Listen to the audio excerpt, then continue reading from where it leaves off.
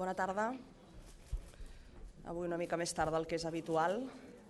Si els sembla, començaré per resumir els acords adoptats avui en el Consell Executiu i després faré una valoració de la reunió mantinguda pel president Puigdemont i el senyor Pedro Sánchez, que ara fa un moment compareixia davant seu també per fer la seva pròpia valoració de la trobada.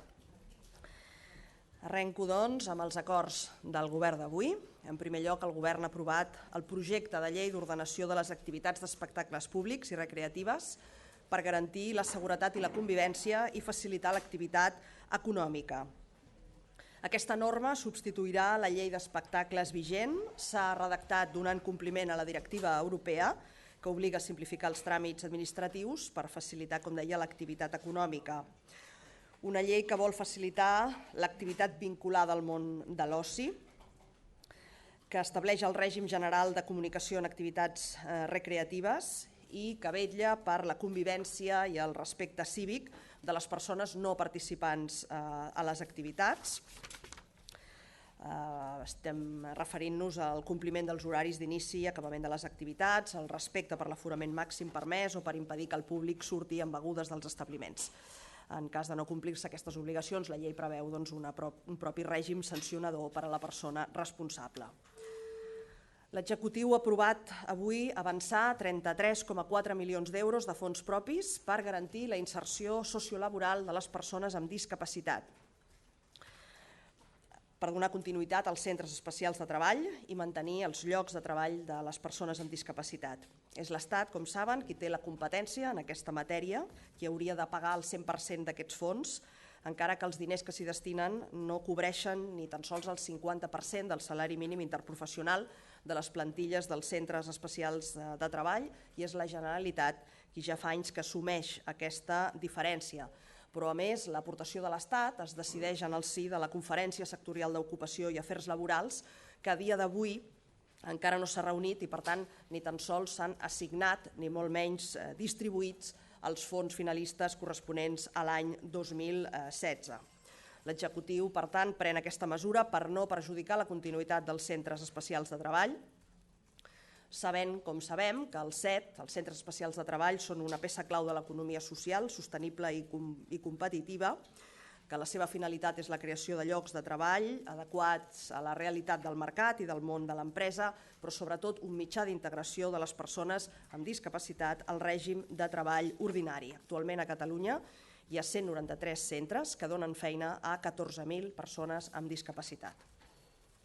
El govern crea la nova Direcció General de Polítiques de Muntanya, un organisme adscrit al Departament de Territori i Sostenibilitat que coordinarà l'aplicació del conjunt de polítiques sectorials que són estratègiques pels territoris de muntanya.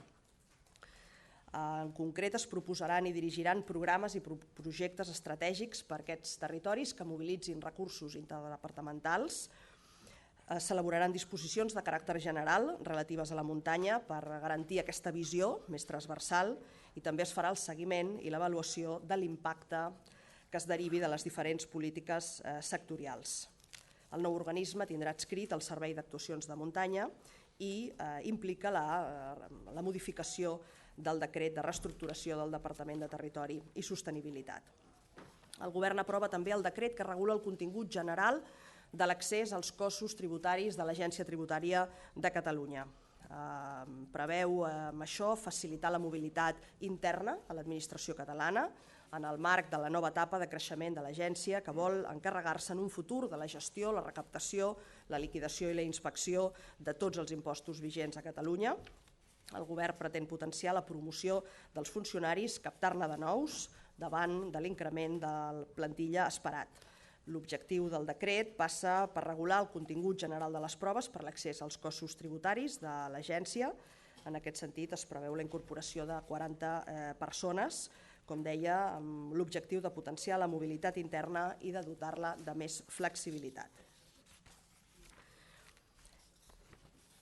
I, finalment, el govern presenta un recurs d'inconstitucionalitat contra el decret que regula l'avaluació a l'educació primària. Entenem que la norma vulnera la competència de la Generalitat en matèria educativa i de llengua pròpia. Prèviament, la Generalitat va presentar un requeriment d'incompetència davant del govern de l'Estat Entenem que la regulació que en fa l'Estat és excessivament detallada, que s'hauria de limitar a regular-ne les bases i no el seu desenvolupament, i també l'Estatut d'Autonomia estableix que el català s'ha d'utilitzar normalment com a llengua vehicular i d'aprenentatge del sistema educatiu, la qual cosa no és respectat en aquest decret.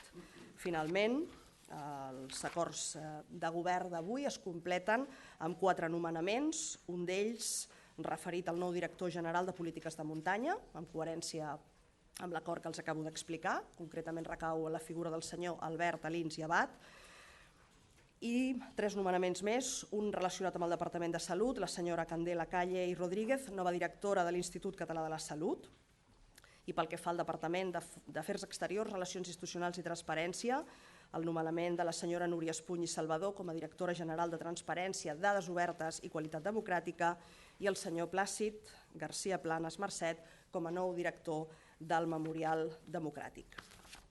Fins aquí els acords referents al Consell Executiu d'avui, i ara passo a fer una valoració, com saben, de la reunió que s'acaba de produir, de la que ja han estat vostès informats per part del senyor Pedro Sánchez, entre ell i el president de la Generalitat. Es tracta d'una reunió, com coneixen, sol·licitada pel propi senyor Pedro Sánchez. En primer lloc, el president Puigdemont ha volgut agrair el gest d'aquesta reunió i la generació d'un marc de diàleg per tal de normalitzar les relacions, i en aquest sentit volem ja destacar una primera diferència entre l'actual president del govern espanyol en funcions, el senyor Rajoy, i el senyor Pedro Sánchez, que és aquesta voluntat de parlar i, per tant, d'establir sinergies de diàleg que entenem que són positives i que hem trobat a faltar en els darrers anys. El president Puigdemont ha manifestat al senyor Pedro Sánchez el seu malestar, el malestar del govern, pel fet d'haver fet referències a un suposat problema de convivència a Catalunya. A Catalunya no existeix cap tipus de problema de convivència. Hi ha una clara majoria del 80% de la ciutadania que és favorable a un referèndum com a manera de decidir lliurement sobre el futur polític del nostre país, però és que hi ha un 87,6% de ciutadans i ciutadanes de Catalunya que n'acceptaria el resultat d'aquest referèndum, fos quin fos aquest resultat. Creiem que això demostra clarament que no hi ha cap crisi, que no hi ha cap situació de trencament de la convivència i ni se l'espera. El president també li ha traslladat el nostre posicionament respecte al model d'immersió lingüística. Entenem que ha de quedar blindat amb qualsevol acord que es pogués produir per part dels grups polítics, dels grups parlamentaris a Madrid. Aquesta és una qüestió central, no només pel govern de Catalunya, sinó també per la majoria del Parlament de Catalunya i de la societat catalana, i no n'acceptarem cap matís. S'ha fet un repàs també de quines són les qüestions més rellevants del dia a dia de la política i de la realitat catalana. En aquest sentit, el senyor Sánchez s'ha interessat per la situació de les finances de la Generalitat de Catalunya. El president Puigdemont li ha explicat els problemes de liquiditat, la situació que vivim en relació a les condicions massa sovint humiliants del Fons de Liquiditat Autonòmica, del FLA, també en relació a la invasió competencial que es produeix per part del govern del Partit Popular en massa àmbits, les qüestions relatives a les infraestructures i tots els compromisos pendents en aquesta matèria, que és tan important per a la competitivitat del nostre país, i també aspectes relacionats amb l'agenda social. I en aquest sentit també el president Puigdemont ha volgut posar en valor aquest interès del senyor Sánchez, insisteixo, en aquelles qüestions que afecten el dia a dia del govern de Catalunya, de les diferents institucions, però sobretot de la ciutadania. No s'han abordat de forma explícita els 23 punts que en el seu moment el president Mas va traslladar al president Rajoy i que haurien d'haver estat objecte de compliment, ja que la immensa majoria d'aquests 23 punts correspon a sentències, lleis, compromisos adquirits amb anterioritat per part del govern de l'Estat que no han estat complerts, que no han estat ni molt menys observats per part del govern del senyor Rajoy. S'han abordat altres qüestions, també relatives al procés del 9 de novembre. En aquest sentit, el president Puigdemont ha traslladat al senyor Sánchez la necessitat que el Partit Socialista prengui una posició respecte a aquest judici polític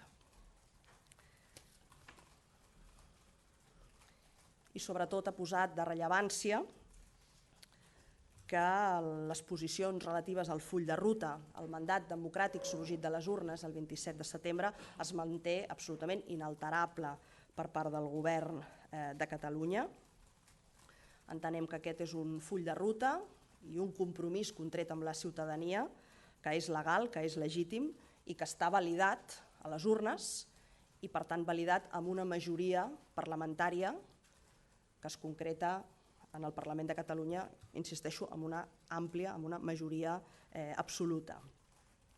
Per tant, les posicions són clares, des del govern de la Generalitat amb el manteniment del full de ruta, però de voler dialogar amb el conjunt de forces polítiques, també en aquests moments d'incertesa i d'inestabilitat política en el govern de l'Estat, però amb la voluntat de crear un marc estable de diàleg. I en aquest sentit, l'agraïment, com deia, que s'ha fet palès que el senyor Sánchez hagi volgut mantenir aquesta trobada, aquesta reunió, sent ben evident que les postures de cadascú són clares i són les que són, però que això no és obstacle per poder-les situar sobre la taula i per poder establir clarament quines són les prioritats, en aquest cas, del govern de Catalunya, que, insisteixo, es mantenen inalterables respecte al full de ruta i respecte a la voluntat molt àmplia de la ciutadania de Catalunya de poder celebrar un referèndum. Aquests serien els principals aspectes que s'han tractat en el si d'aquesta reunió, que ha estat intensa, que ha estat cordial per part de totes dues parts, i ara resto a la seva disposició per les preguntes i aclariments que necessitin. Si de cas comencem, com sempre, amb les cabines de ràdio, al final, endavant. Portaveu, jo li volia fer un parell de qüestions. La primera és si de tota aquesta llista que ha plantejat, que ha exposat el president Puigdemont a Pedro Sánchez, hi ha algun, s'ha donat, o almenys el president surt amb la intuïció que hi pot haver acord amb alguna d'elles o amb algun compromís sobre el 9-N, sobre immersió lingüística, etc. I d'altra banda, si el president Puigdemont també està obert a que altres líders polítics espanyols s'hi reuneixin, sigui Mariano Rajoy o Pablo Iglesias. El president Puigdemont està obert a parlar amb tothom qui li ho demani. Aquest és un govern, i així ho ha expressat el president Puigdemont en diferents ocasions, que vol parlar amb tothom, que no es tanca en absolut la porta a parlar amb ningú. I tant és així com que ja s'ha reunit i ja ha parlat amb tots aquells representants polítics, socials, que així ho han volgut, que així li han demanat. I la prova més fefaent és la trobada que s'ha produït ara fa només una estona. En relació als aspectes que he explicat i que he mencionat, no hi ha compromisos concrets. Com deia, la posició del govern de Catalunya és prou coneguda i el president Puigdemont l'ha ratificat des d'aquest punt de vista, tant pel que fa referència al full de ruta com a la nostra defensa d'un referèndum que a més està avalat per una àmplia majoria de la ciutadania de Catalunya, però sense cap mena de dubtes que és positiu que es puguin contrastar les diferents opinions, que es pugui dialogar. Això és lògic i és normal en qualsevol cultura democràtica, i el que representa és aquesta voluntat de diàleg sense condicions prèvies, sense línies vermelles, perquè del contrari no estaríem parlant de diàleg.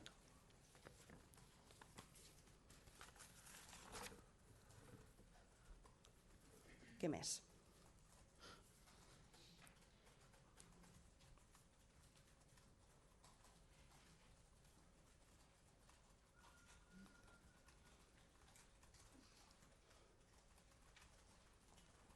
No hi ha més preguntes de ràdios, passem a la resta de mitjans. Endavant. Sí, donat que avui ha vingut Pedro Sánchez, que s'està promoguent per ser president del govern espanyol, vostès des de la Generalitat creuen que Pedro Sánchez serà el pròxim president del govern espanyol i l'han tractat com si fos el pròxim president d'aquí 4 dies o d'aquí 2 mesos o d'aquí quan creguin que ho pot ser-ho. Moltes gràcies. Sí, voldria deixar clar que en cap cas en aquesta reunió, en aquesta trobada, s'han abordat possibles suports o no a una investidura, perquè volem ser extremadament curosos amb aquesta qüestió.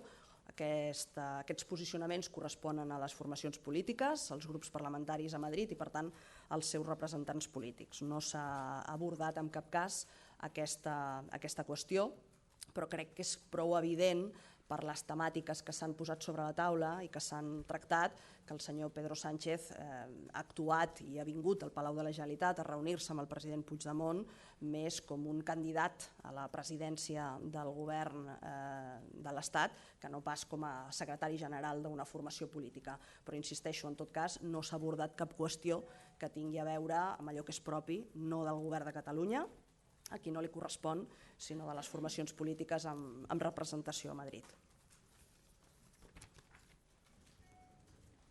Sí, consellera, una pregunta relacionada amb una de les propostes que ha posat sobre la taula el dirigent del PSOE en relació a la reforma de la Constitució. M'agradaria saber si el govern de la Generalitat, el president Puigdemont, veu òptim, considera que les forces polítiques catalanes, també les sobiranistes, s'haurien d'implicar en un procés, en un eventual procés de reforma de la Constitució que es posés en marxa quan s'iniciï la legislatura a Madrid. Gràcies. No ho veiem així. Coneixem, no és la primera vegada que des de posicions del Partit Socialista i concretament el senyor Pedro Sánchez exposa el seu plantejament o la seva proposta de reforma constitucional, però com he dit abans, per part del govern de la Generalitat, el full de ruta és el nostre marc i és amb allò amb què estem compromesos amb la ciutadania, arrel d'unes eleccions que es van produir el passat 27 de setembre. Nosaltres estem treballant amb aquest objectiu de construir un estat independent dins la Unió Europea i no escoltem, evidentment, i per això s'ha produït aquesta reunió i per això cadascú ha pogut exposar quines són les seves prioritats, però no ho és pel govern de la Generalitat una reforma constitucional. Sí, portaveu.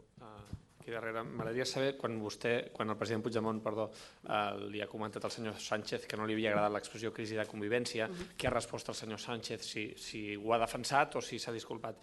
I després també, respecte al model d'immersió lingüística, si també els ha garantit que estava garantit tot i l'acord amb Ciutadans. Gràcies. En relació al que considerem des del govern que van ser unes declaracions desafortunades pel fet d'haver parlat d'una crisi de convivència a Catalunya, el senyor Sánchez ha escoltat i n'ha pres nota. El president Puigdemont li ha fet notar que aquesta no és una situació real, que és fals que existeixi a Catalunya aquesta crisi o aquesta situació de convivència difícil. No és així. Ha fet referència a les dades de l'enquesta del CEO del 2014, que jo ara també els hi he mencionat, en relació a aquesta majoria que avala un referèndum, però que avalaria el resultat que s'obtingués, fos quin fos, i que encara és més elevat, que és, com deia, un 87,6%, i aquesta és una dada més que demostra que no hi ha aquesta crisi de convivència. Insisteixo, el senyor Sánchez ha escoltat i ha pres nota d'aquest prec i d'aquest malestar que el president Puigdemont li ha fet arribar. I pel que fa a la situació, concretament el tema de la immersió lingüística, el president Puigdemont també li ha explicat que per nosaltres és un tema absolutament prioritari, que aquesta immersió lingüística es mantingui i sigui absolutament blindada i no es posi en dubte des de cap posicionament polític aliè a Catalunya. I el senyor Sánchez, en aquest sentit, també ha estat obert a parlar-ne i ha negat que en l'acord amb Ciutadans aquest model d'immersió lingüística estigui en joc. Sí, consellera, volia demanar-li, quan el president Puigdemont li ha demanat un posicionament polític al PSOE respecte al 9-N i a la imputació de diversos càrrecs de la Generalitat, quina resposta ha donat el senyor Sánchez? No hi ha una resposta concreta. El president Puigdemont ha fet referència al que per nosaltres és un judici del tot polític. El fet de que ja des d'un bon inici la Junta de Fiscals de Catalunya no hi va haver indici de cap delicte i malgrat això el procediment judicial ha tirat endavant. Li ha fet notar que per part del govern s'ha actuat sempre dins de la més absoluta legalitat i la mala imatge que pot suposar per l'estat espanyol el fet de que es persegueixi persones que han posat les urnes i que han volgut facilitar que la ciutadania es pronunciï lliurement sobre el futur polític d'aquest país. Això és una anomalia democràtica. El senyor Sánchez no ha donat una resposta concreta, però ha escoltat amb atenció aquest plantejament que s'ha fet per part del president Puigdemont.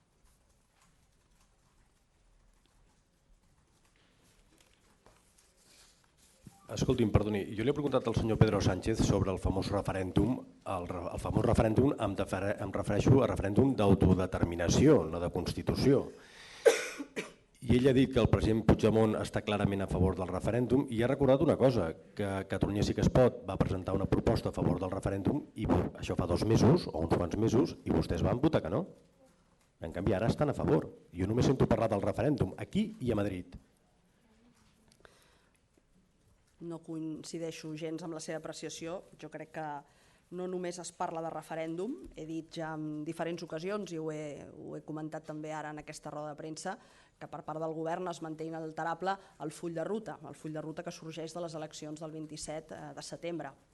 Però és evident que la idea del referèndum no l'hem abandonat mai, no des del govern, sinó des d'una majoria molt sòlida a nivell de Catalunya, perquè podria representar un marc d'entesa i un marc per donar veu a la ciutadania. De fet, seguint precisament aquesta voluntat de la ciutadania de Catalunya de poder-se manifestar lliurement, de poder votar sobre el seu futur col·lectiu. No estic d'acord amb que només es parli de referèndum. Al costat de referèndum parlem i parlem sobretot i fem sobretot passes en la línia d'aquest full de ruta sobiranista. Deixi'm un aclariment, no una pregunta. Quan vostès parlen que el 80% està a favor del referèndum, són dades del CEO o són les dades electorals de les últimes eleccions que vostès sumen? Tant parlar del 80%, d'on surt? Ens estem referint a les dades del CEO, efectivament, de l'enquesta del 2014, com també la que he fet servir ara fa un moment, aquest 87,6%, 2014, són dades del 2014, en què també aquest percentatge tan elevat de les persones encastades, en aquest cas, manifesten que respectarien el resultat d'aquest referèndum fos quin fos.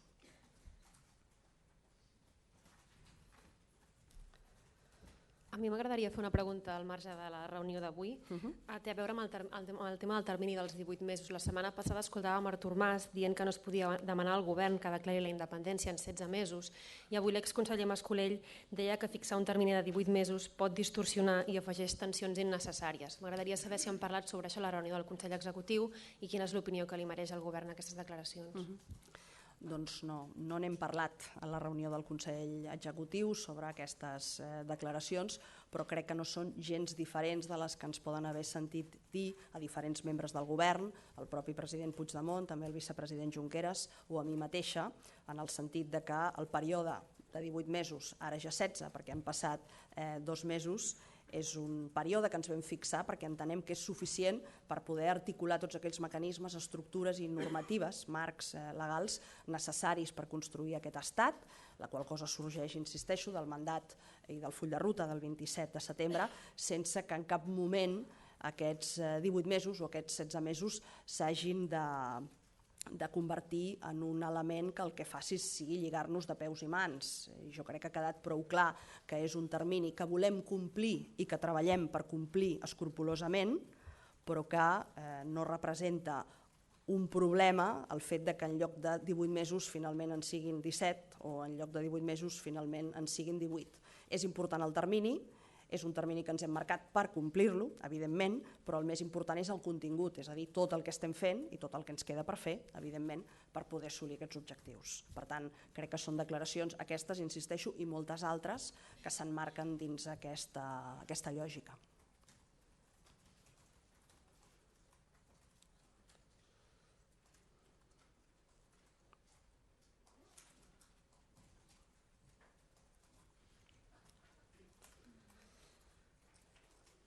Hi ha més preguntes? Perdó?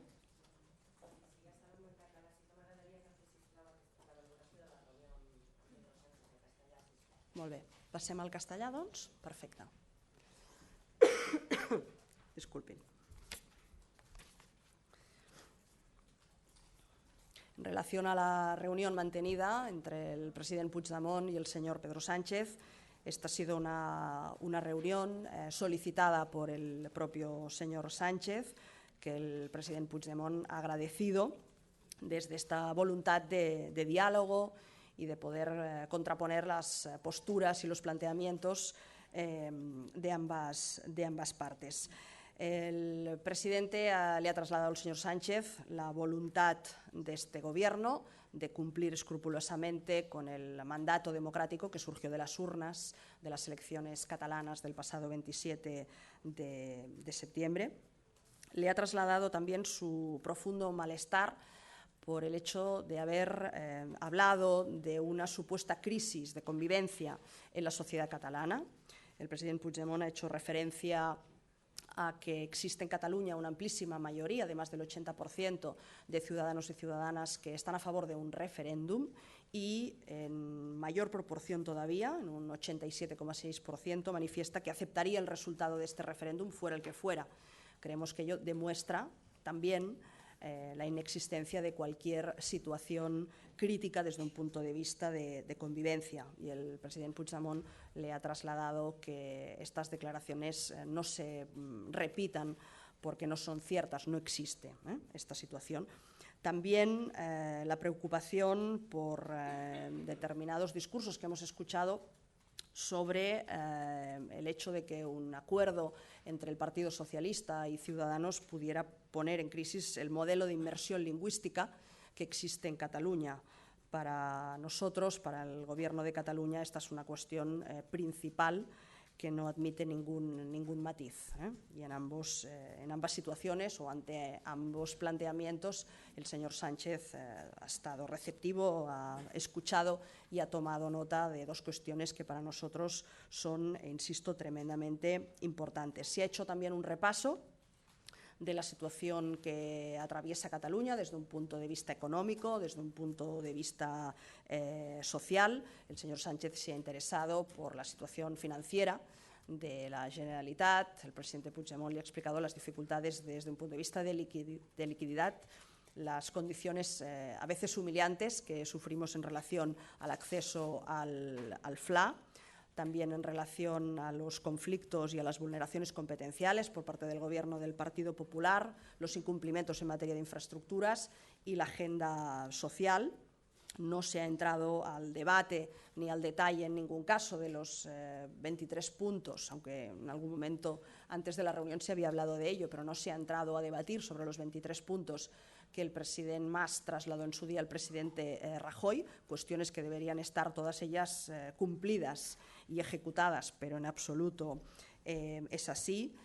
El presidente Puigdemont también le ha trasladado al señor Sánchez nuestro planteamiento en relación al proceso eminentemente político del 9 de noviembre, haciéndole notar la mala imagen y la anomalía democrática que puede suponer que se persiga en un Estado como es España a personas por poner las urnas y por facilitar que los ciudadanos voten y se manifiesten y se posicionen sobre el futuro político del país. En todo caso, la posición del Gobierno de Cataluña sigue siendo la misma en relación al referéndum, por el amplio respaldo ciudadano y social que tiene, y en relación a la hoja de ruta, que es legal y que es legítima, que surge de unas urnas y que se traslada en una mayoría absoluta en el Parlamento de Cataluña. Antes ha hablado también de la reforma de la... ¿Perdón? Aquí. Sí. Que antes ha hablado también en catalán de la reforma de la Constitución, si la contemplan o no. Sí, decía en todo caso que la propuesta del Partido Socialista y del señor Sánchez en relación a la modificación de la Constitución es conocida, pero por parte del Gobierno de Cataluña es vista como claramente insuficiente. Y por tanto, insisto en que nuestro planteamiento y nuestro día a día consiste en la ejecución de la hoja de ruta soberanista que surge de las urnas del 27 de septiembre y, por lo tanto, que no estamos ni somos favorables ni nos van a encontrar en esta modificación constitucional. ¿Se abre la puerta también a que el Carles Puigdemont se reúna con otros representantes políticos? El presidente Puigdemont se reúne y se reunirá con todas aquellas personas que lo soliciten. Este es un gobierno de diálogo, con voluntad de diálogo y que además lo ejercita. Y la prueba es esta reunión y otras muchas que se han celebrado en estos casi 2 meses de mandato. Por lo tanto, si se producen peticiones de reunión de cualquier otro líder político o social, serán atendidas, por supuesto, por parte del presidente Puigdemont.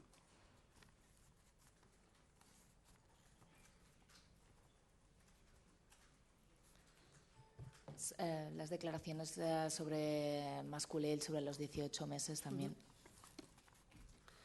Pues estas declaraciones no son para nada diferentes de las que hemos mantenido el propio presidente, el vicepresidente, yo misma. Nos hemos referido siempre a este periodo, a este plazo de 18 meses, ahora ya 16, como un plazo que fijamos porque entendemos que es perfectamente viable y posible desarrollar todos los trabajos preparatorios, los marcos normativos, las estructuras imprescindibles para construir este Estado independiente dentro de la Unión Europea, que es nuestro objetivo y nuestra hoja de ruta, claramente. Pero que este plazo, estos 18 meses, en ningún caso pueden encorsetarnos, y creo que todo el mundo entiende que finalmente no es lo más importante si son 18 o 16 o 19, sino que lo realmente importante es el contenido, los trabajos, los proyectos, las estructuras que se vayan desarrollando. Por tanto, son unas declaraciones creo que perfectamente comprensibles para todo el mundo y perfectamente compatibles y en la línea de lo que hemos ido también manifestando desde el propio Gobierno.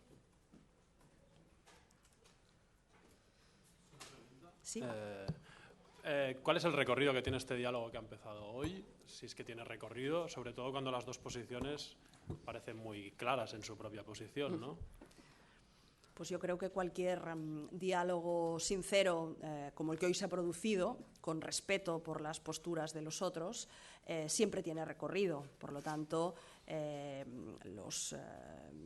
veremos qué recorrido tiene, no tanto el diálogo, que insisto, el presidente está perfectamente abierto a mantenerlo con el señor Sánchez y con toda aquella persona que se lo solicite. Creo que el planteamiento del señor Sánchez es exactamente el mismo, de hecho es el que solicitó esta reunión, y vamos a ver cómo se desarrollan los hechos a nivel del futuro gobierno del Estado, pero desde luego que en función de cómo avancen las cosas puede ser que no sea esta la última reunión que se produzca entre el presidente Puigdemont y el señor Pedro Sánchez, pero en todo caso, insisto, creo que el diálogo que se inicia sin líneas rojas siempre tiene futuro y vamos a esperar los acontecimientos que para nada dependen, por otra parte, de este gobierno. Sí, consejera, no sé si ha llegado el momento de decir la verdad. Porque claro, a ver, el presidente de la Generalitat aconseja al gobierno que no haga postureo y que los 18 meses es muy difícil. Josep Rull da una entrevista en el Ara diciendo que en Convergencia caben incluso los no independentistas. No sé si lo decía por los de Unión, pero en fin. El señor Homs da una entrevista en el Punt Avui diciendo que esto de los 18 meses es antipolítica, él que era su predecesor en el cargo, que era casi el ideólogo del proceso. Y luego, lo que le he dicho antes, están hablando del referéndum de autodeterminación, no de constitución.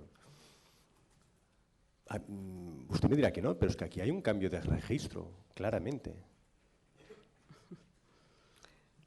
Yo creo que usted ha añadido notas personales a las declaraciones de diferentes personas, alguna de las cuales responde a lógicas de partidos. A mí no me corresponde valorar declaraciones de representantes de formaciones políticas. Comparezco aquí en mi condición de portavoz de este Govern y, en todo caso, insisto una vez más en que estamos comprometidos absolutamente con la hoja de ruta soberanista, con la construcción de un Estado. En ese aspecto estamos trabajando dentro del marco legal, ofreciendo diálogo e intentando hacer las coses lo mejor possible. No sé si hi ha alguna pregunta més, alguna qüestió més. Doncs si no, em sembla que ja toca anar a dinar. Moltes gràcies.